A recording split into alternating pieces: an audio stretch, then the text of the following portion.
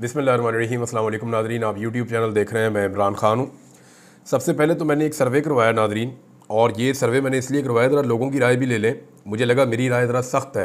जो पाकिस्तान में इस्लामी नज़रियाती कौंसल ने जो एक फ़तवा सा जारी किया है कि जनाब जो VPN है वो गैर शरई है या हराम चीज़ है, और इसके बारे में वैसे मौलाना तारिक जमील साहब ने एक स्टेटमेंट दिया। उन्होंने कहा जी हराम नहीं है ये, और इस तरह तो फिर और बहुत सारी चीज़ें आप हराम कर देंगे, आप तो ये रास्ता खोल देंगे। वैसे कुरान पाक में अल्लाह ताला ने हराम और हलाल का फ़र्क बड़े अच्छे तरीके से समझा दिया है, और हमारी शरीयत इतनी मुश्किल है नहीं जितनी हमारे मौलवियों ने बना दी है। तो इस दफ़ा पाकिस्तानी बड़े क्लियर है।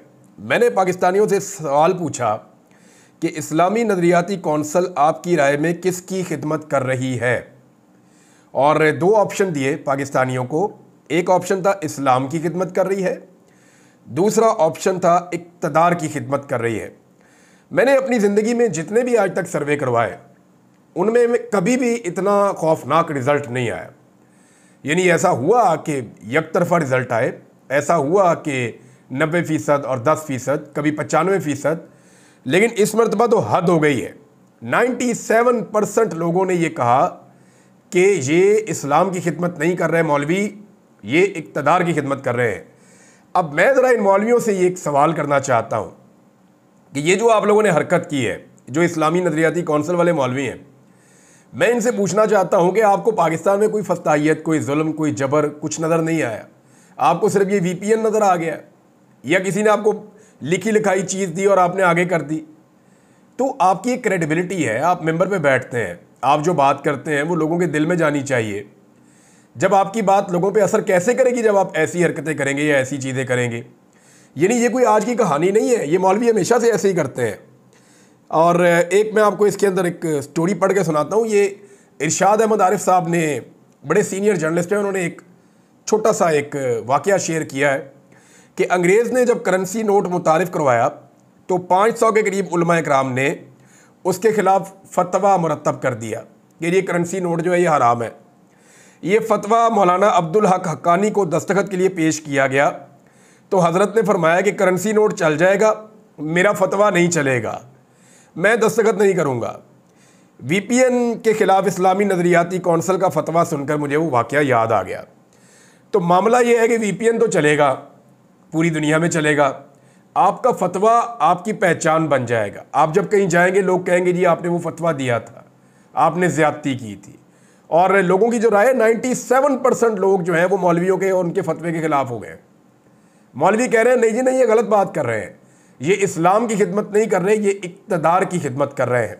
तो करें जनाब आप इक़्तिदार की खिदमत। और आप ही से हमने इस्लाम सीखा, हमने किताबें पढ़ी, कुरान पाक पढ़ा, तो हमें तो ये चीज़ बड़ी क्लियर हो गई है कि एक दिन हम सारे मर जाएंगे और मरने के बाद हमें अपने अमाल का जवाब देना पड़ेगा।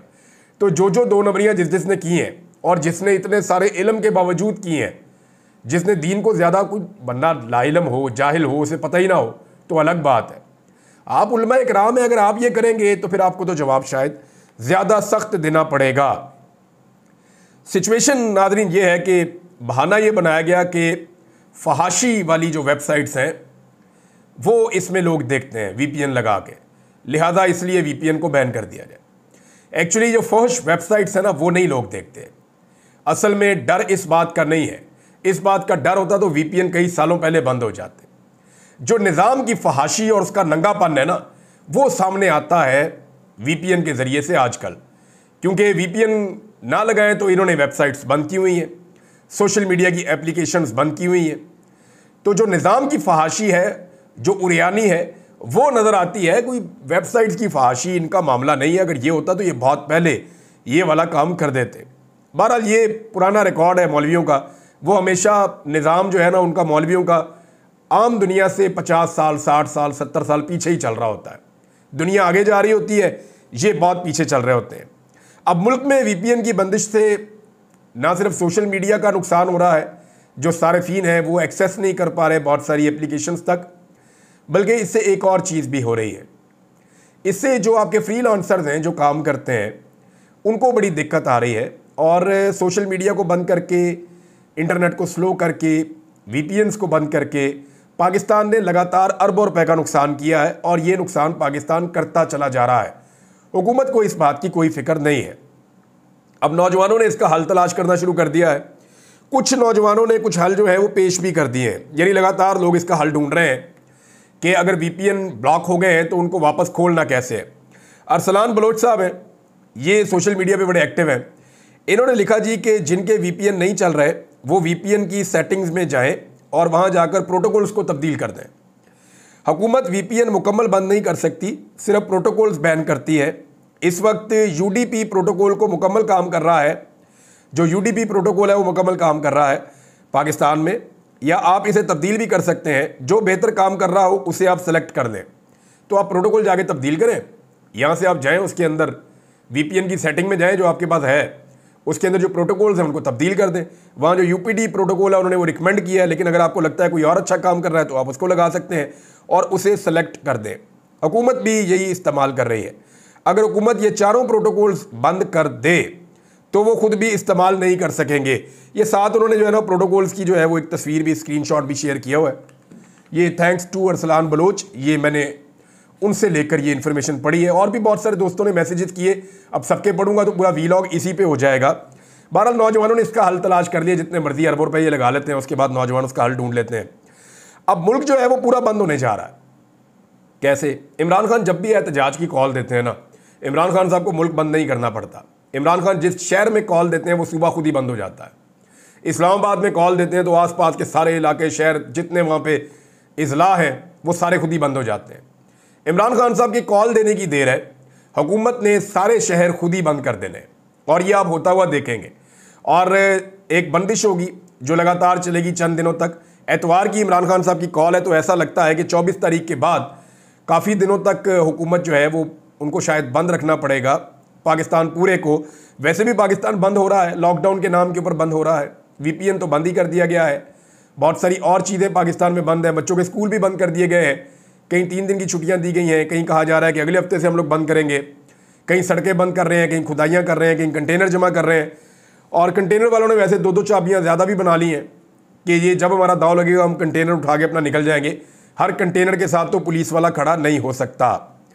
अब एक और चीज़ है जी कि उलमा का जो ये फतवा आया है, या ये इस्लामी नज़रियाती कौंसिल का जो एक प्रेस रिलीज़ है, इसको बाकायदा पाकिस्तान टेलीविज़न ने, आपको पता है कहाँ पे अवाम को खबर देने के लिए पोस्ट किया?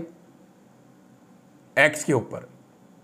कैसे पोस्ट किया होगा सोचें ज़रा आप, वीपीएन के जरिए किया होगा ना।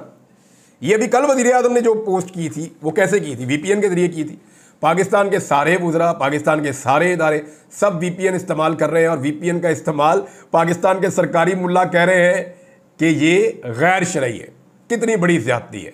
यानी सबसे पहले तो इनके ऊपर गैर शरई हरकत करने पे इनके खिलाफ तो सुप्रीम कोर्ट में और अदालतों में जाना चाहिए, और अदालतों में जाके इनके खिलाफ कार्रवाई करवानी चाहिए 63A की, के जनाब ये तो गैर शरई हरकतें कर रहे हैं, ये तो अब सादिक और अमीन ही नहीं रहे, लिहाजा इनको इनके ओहदों से फारिग कर दिया जाए। नाज़रीन, एक और गवाही आई है, और इस दफ़ा गवाही दी है सुहेल वड़ाइच साहब ने। इमरान खान साहब के सख्त नाक़िद हैं, इमरान खान साहब के सख्त खिलाफ हैं, नवाज शरीफ के और जरदारी साहब के बहुत बड़े हामी हैं।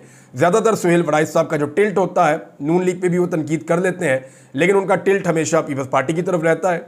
जरदारी साहब ने अपनी फैमिली के जो बड़े क्लोज सर्कल हैं वहाँ पे भी जब कभी कोई इवेंट किया तो हामिद मीर साहब को और सुहेल वड़ाइच साहब को ज़रूर उन्होंने दावत दी, किसी और को बुलाया या नहीं बुलाया, क्योंकि वहाँ ताल्लुकात इन दोनों लोगों के तो बहुत अच्छे हैं।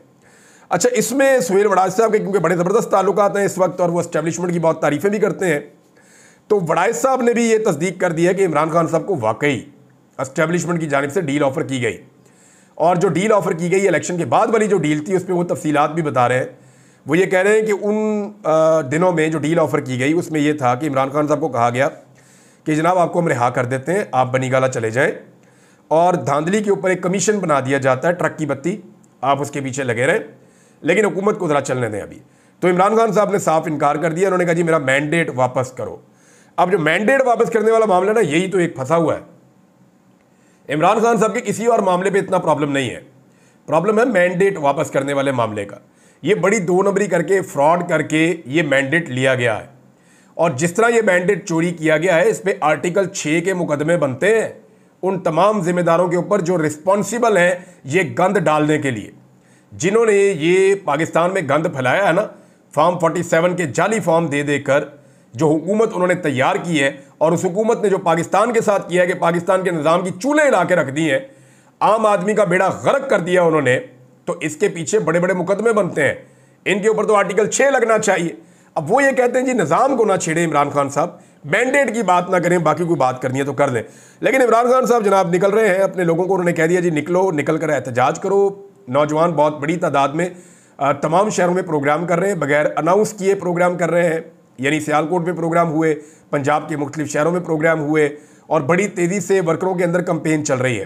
रावलपिंडी में डोर टू डोर कंपेन चल रही है, बाज़ारों में लोग घूम रहे हैं, हर जगह पे जाके लोगों को मोटिवेट किया जा रहा है। पाकिस्तान तहरीक-ए-इंसाफ डिफरेंट तरीके से इस दफ़ा अपनी कंपेन बना रही है। तहरीक-ए-इंसाफ वो मीडिया नहीं खेल रही, वरना ये मीडिया तो ये भी कहता था कि 8 फरवरी 2024 को पाकिस्तान तहरीक-ए-इंसाफ को 10-20 सीटें मिलेंगी। लेकिन पाकिस्तान तहरीक-ए-इंसाफ ने इतने वोट लिए कि उनके आधी से ज़्यादा सीटें छीनने के बावजूद आज भी वो पार्लियामेंट की सबसे बड़ी जमात है। तो इस मीडिया पे तहरीक-ए-इंसाफ किसी तरह भी भरोसा नहीं कर सकता, ना इनके ऊपर इन्हिसार कर सकता है। लिहाजा तहरीक-ए-इंसाफ ने अपने जो सेकंड टियर है वर्कर्स की, उनको इस्तेमाल किया और जो लोग पब्लिक में पॉपुलर फेसेस हैं उनको इस्तेमाल किया, अपने ओहदेदारों को इस्तेमाल किया और आम नौजवान निकल के पम्फलेट लेकर जा रहे हैं, लोगों को मिल रहे हैं, मुलाकात कर रहे हैं, उन्हें बता रहे हैं कि क्यों ज़रूरी है 24 तारीख को इमरान खान की कॉल पे बाहर निकलना। छोटे छोटे गली मोहल्लों के अंदर जो है वो कॉर्नर मीटिंग्स हो रही हैं। तो इस दफ़ा पंजाब में स्ट्रेटजी डिफरेंट है, खैबर पख्तूनख्वा के अंदर जो है वो स्ट्रेटजी डिफरेंट है। इस हिकमत अमली के साथ पाकिस्तान तहरीक-ए-इंसाफ एक बड़ी मुसीबत खड़ी कर सकती है मौजूदा हुकूमत के लिए। अच्छा, एक चीज़ मैं आपको और बताता हूँ नाज़रीन, ओवरसीज़ पाकिस्तानी अपने घर में सो भी रहे होते हैं ना, तो मियाँ साहब को नींद कोई नहीं आती। इन्होंने मियाँ साहब को ज़हनी मरीज़ बना दिया, बल्कि सारे ख़ानदान को ज़हनी मरीज़ बना दिया। मियाँ साहब का मैंने चेहरा देखा, अस्तगफिरुल्लाह, यानी मैं डर गया था वो तस्वीर देख के। सोशल मीडिया पे किसी ने पोस्ट की हुई थी, यानी उनकी आंखों में जैसा खौफ था, चेहरे के जो तासुरात थे मियाँ साहब के, जैसे उन्होंने वो नीचे वाला मास्क लगाते हैं और जो उनकी सूरत हाल थी, मैं सीरियसली डर गया था देख के। और मैंने तौबा की, मैंने कहा या अल्लाह ये क्या कर दिया तो, ये क्या हो गया इस आदमी के साथ। यानी जो इंसानों को दुख देगा, इंसानों को तकालीफ देगा, जुल्म करेगा, बर्बरियत करेगा, जबर करेगा, फस्तायत करेगा, उसको फिर इस दुनिया में भी देखना पड़ता है। मियाँ साहब ने बहुत जुल्म किया है लोगों के ऊपर, और जो हाल ही में गुज़िश्ता 2-2.5 साल में मियाँ साहब ने और उनके ख़ानदान ने मिलकर जुल्म किया, वो अब उनके चेहरे पे नज़र आना शुरू हो गया है। बात करते हैं तो बात पूरी नहीं कर पाते, शेर पढ़ते हैं तो लोगों को याद कराना पड़ता है कि जनाब यहाँ से ये जुमला 2-2, 3-3 दफ़ा उनको याद करवाना पड़ता है।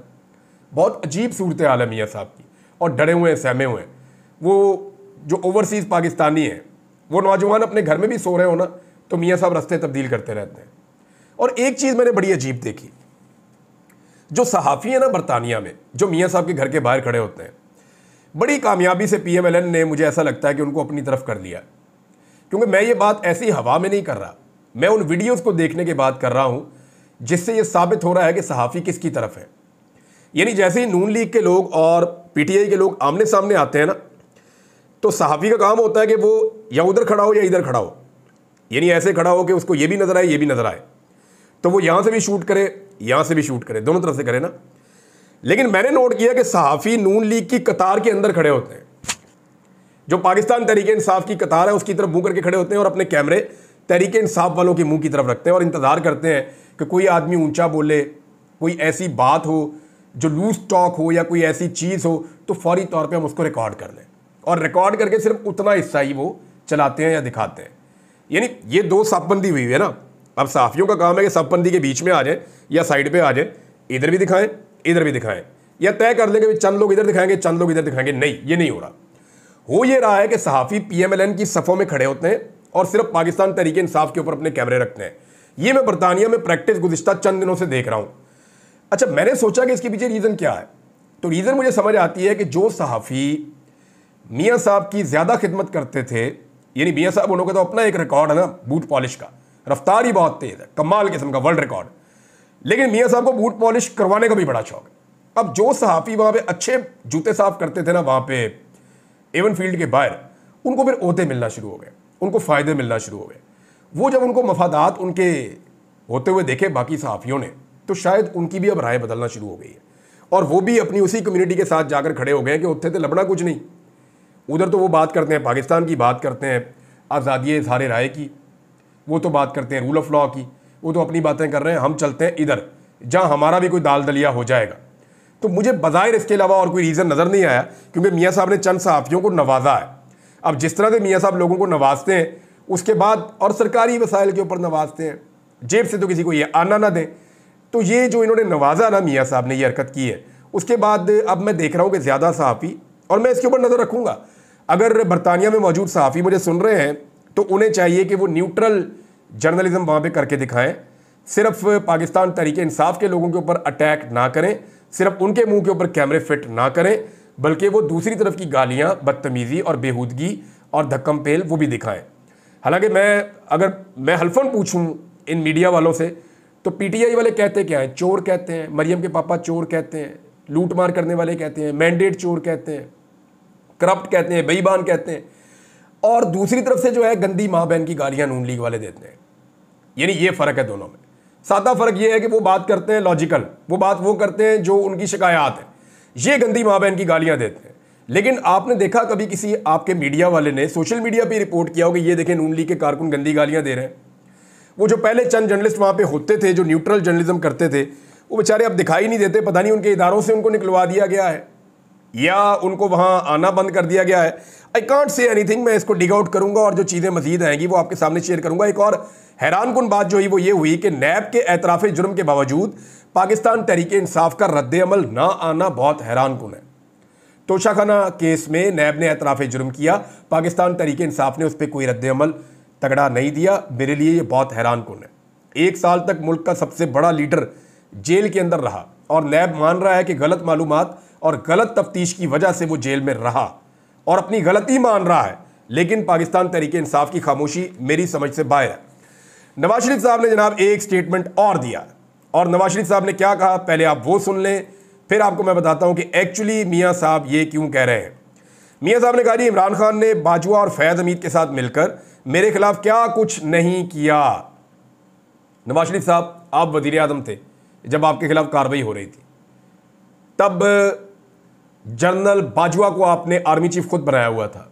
जनरल फैज़ उस वक्त तो कुछ भी नहीं था। ये तो बात है इमरान खान के वज़ीर आज़म बनने के बाद जनरल फैज़ जो है वो DG ISI लगा था। अब जनरल बाजवा के ऊपर आप इल्ज़ाम आज लगा रहे हैं मियाँ साहब। इसी जनरल बाजवा के लिए ये बाकायदा मेरे पास सबूत मौजूद हैं, आप निकाल कर देख लें कि किसने ये ट्रेंड चलवाया था कि we stand with general Bajwa. Noon League के पेड अकाउंट, इनके अपने लोग, इनके अपने leaders we stand with general Bajwa का ये ट्रेंड चलाते रहे। नवाज शरीफ साहब अगर जनरल बाजवा ने आपके खिलाफ सब कुछ किया था तो आपने जनरल बाजवा को एक्सटेंशन क्यों दी थी? जनरल बाजवा से डील करके पाकिस्तान से बाहर क्यों भागे थे अपने प्लेटलेट्स गिरा के? फिर जनरल बाजवा से डील करके आपने इमरान खान की हुकूमत भी गिराई। जनरल बाजवा से बड़ा तो आपका मोहसिन कोई नहीं है। अब मैं नुक्ता ये बयान करना चाहता हूं कि नून लीग और मियाँ साहब खास तौर पे मोहसिन कुछ हैं। आज वाले जो आर्मी चीफ है ना, वो भी ये बात जहन में रखें कि जनरल बाजवा से ज़्यादा एहसानात इनके ऊपर किसी ने नहीं किए। आज ये जनरल बाजवा को गालियां दे रहे हैं, उसके ऊपर अटैक कर रहे हैं और ये कह रहे हैं कि जनरल बाजवा रिस्पॉन्सिबल था जो इनके साथ हुआ।